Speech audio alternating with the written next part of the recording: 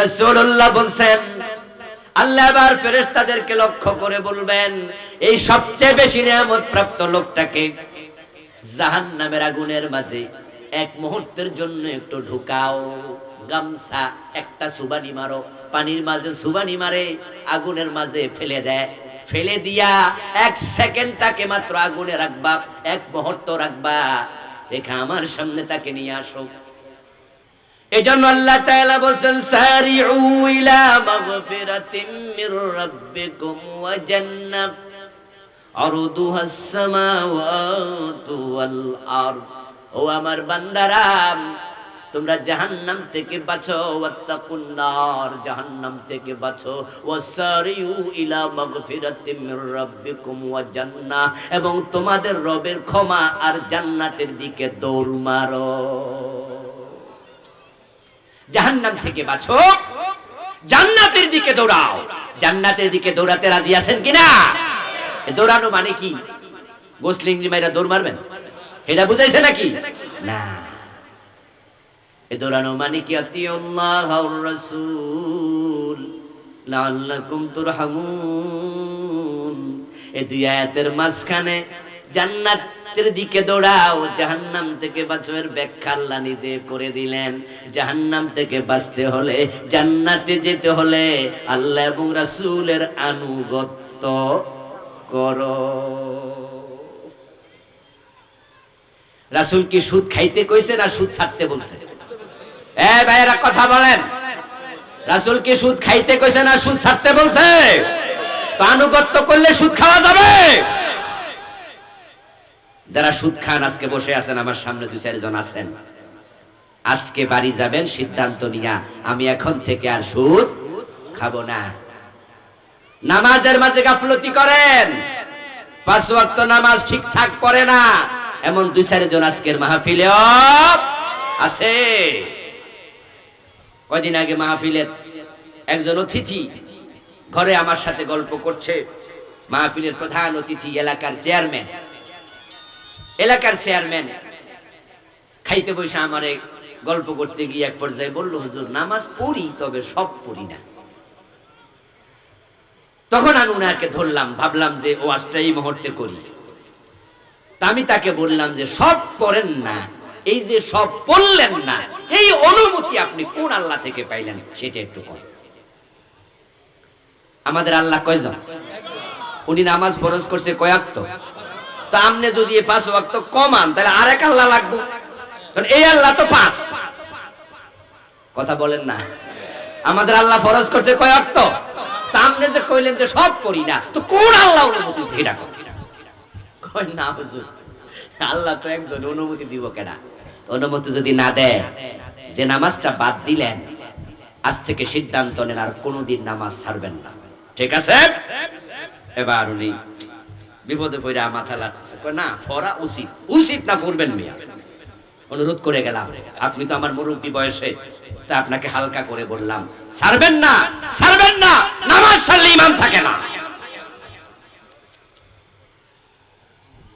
আর ঈমান যদি না থাকে, তোমার জন্য আসমানের দরজা খোলা হবে না। আর যদি তুমি জাহান্নামী হও, তাহলে জাহান্নাম এমন এক জায়গার নাম যেখানে যায় 1 সেকেন্ড থাকার মতো শক্তি কোনো মানুষের নাই। ইন্না আযাবাহা কানা গারামা। আল্লাহ নিজে বলছেন জাহান্নামের শাস্তি বড় জঘন্য, বড় জঘন্য, বড় জঘন্য। রাসূলুল্লাহ সাল্লাল্লাহু আলাইহি ওয়াসাল্লাম বলতেছেন, শোনো, ইউতা ইয়াউমাল কিয়ামাতি বিআনউমি আহলিদ দুনিয়া মিনাল কুফার। জাহান্নামের শাস্তি কেমন হবে রাসূল বুঝাচ্ছে। দুনিয়াতে কাফেরদের মাঝে সবচেয়ে বেশি নিয়ামত পাওয়া যেই ব্যক্তিটা, ওকে হাসরের দিন বিচার যখন শুরু হবে, মানুষকে জান্নাত জাহান্নাম দেওয়ার আগে আল্লাহ ফেরেশতাকে বলবেন, তারে একটু আমার সামনে হাজির করো। ক্ষমতা ছিল লম্বা, দেশ চালাইছে দীর্ঘ বছর, শত বছর ক্ষমতায় ছিল, এমন প্রেসিডেন্ট কাফেরের মাঝেও আছে, যেমন ফেরাউনও দীর্ঘ 400 বছর হায়াত পেয়েছিল। তার জীবনী নিয়ে আলোচকরা বলেন, এই 400 বছর হায়াত পাওয়া ফেরাউন সে পানিতে ডুবা পর্যন্ত মিশরের প্রেসিডেন্ট। আগেকার জামানায় 400 300 500 বছর হায়াত তো अवेलेबल। নূহ আলাইহিস সালাম জীবিত ছিলেন কথা বাকিটা নিজেরা কোন না 950 বছর। আদম আলাইহিস সালাম হায়াত পেয়েছিলেন 1000 বছর। কমতে কমতে এটা এখন এসে গেছে আমাদের পর্যন্ত। হায়াত পেয়েছে লম্বা, ক্ষমতা পেয়েছে লম্বা। এবার শোনেন, শুধু ক্ষমতা না, নারী গাড়ি বাড়ি যত নিয়ামত দরকার। এখন তো বিয়া করে মানুষ 3টা 4টা পর্যন্ত। মুসলমানেরা যারা কাফের তারা বিয়ে করে একটা অধিকাংশ, আবার তারা জেনা ব্যভিচার করে, আবার লুকায়া লুকায়া করা লাগে, না হয় কিন্তু ঝামেলা হবে। কারণ কাফেরদের দেশেও কিছু সামাজিক আইন আছে, আসেনি? আমেরিকার প্রেসিডেন্ট সাবেক বিল ক্লিনটন, যারা আমাদের সমবয়সী তারা ওনার নাম ভুলার কথা না। বিল ক্লিনটন আমেরিকার প্রেসিডেন্টদের মাঝে ওয়েল নোন ফেমাস পারসন। তার ওয়াইফের নাম ছিল হিলারি ক্লিনটন, তিনিও প্রেসিডেন্ট পদপ্রার্থী ছিলেন।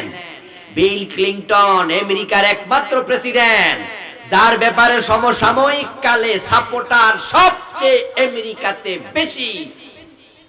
সে বিল ক্লিনটনও কিন্তু ইমপিচমেন্টের মুখোমুখি হয়ে গিয়েছিলেন একজন নারীর সাথে কেলেঙ্কারিতে জড়ায়া। ওই মহিলা তার বিরুদ্ধে মামলা দায়ের করেছে যে সেই মহিলার সাথে সে অপকর্ম করেছে, জেনা ব্যভিচার করছে। মহিলা বলেছে আমি রাজি ছিলাম না তা না, তবে তখন আমি হায়েজ গ্রস্ত ছিলাম, আমার হায়েজ চলতেছিল। ওই সময় আমি তাকে বলেছি যে না, তুমি আমার সাথে এখন এই কামটা করিও না। বিল ক্লিনটন আমার কথা তখনও শোনে নাই, এজন্য আমি এটার বিচার চাই। এই কথা যখন প্রকাশ হলো, আমেরিকার বিল ক্লিনটনের পক্ষের এমপিরা পর্যন্ত বলছে এই কামটা খুবই খারাপ হয়েছে। তাকে ইমপিচমেন্টের মুখোমুখি হওয়া পর্যন্ত চলে যাওয়া লাগছিল, পরে পরিস্থিতি তার পক্ষে এসেছে। এ দ্বারা আমি বুঝাতে চাইলাম যে চাইলেও তারা অনেক সময় ওপেন অনেক কাজ করতে পারে না। বিবাহের এখন সীমা আছে। হিন্দুরা বিয়ে করে একটা, একাধিক বিবাহ হিন্দু ধর্মতে নিষেধ। খ্রিস্টানরা বিয়ে করে একটা, একাধিক বিবাহ খ্রিস্ট ধর্মে নিষেধ। ইহুদিরা বিয়ে করে একটা, বর্তমান ইহুদিদের কথা বলছি, তাদের ইসলামী আইনের কথা বলছি না, ধর্মীয় আইনের কথা বলছি না। ইহুদিরা বিয়ে করে একটা, একাধিক করা বর্তমানে তাদের ধর্মীয় ভাবে তারা প্রমাণ করছে, বলছে নিষেধ। ঠিক মুসলমান করতে পারে সর্বোচ্চ কয়টা?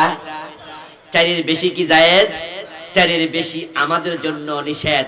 কিন্তু আজ থেকে 200 500 1000 বছর আগে, 3000 5000 বছর আগে যখন বর্বররা ছিল দেশ চালাইছে পৃথিবীতে, জাহেলিয়াতের যুগের জাহেলরা বিয়ে করত অগণিত 20টা 30টা 50টা 100টা, আরো বেশি।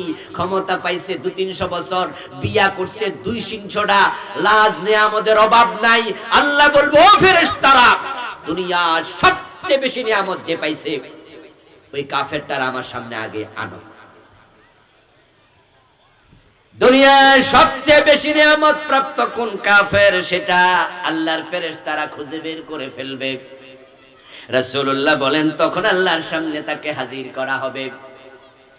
হাজির করার পরে ফায়ুকালু গমসুহু ফিন্নারে গামসা।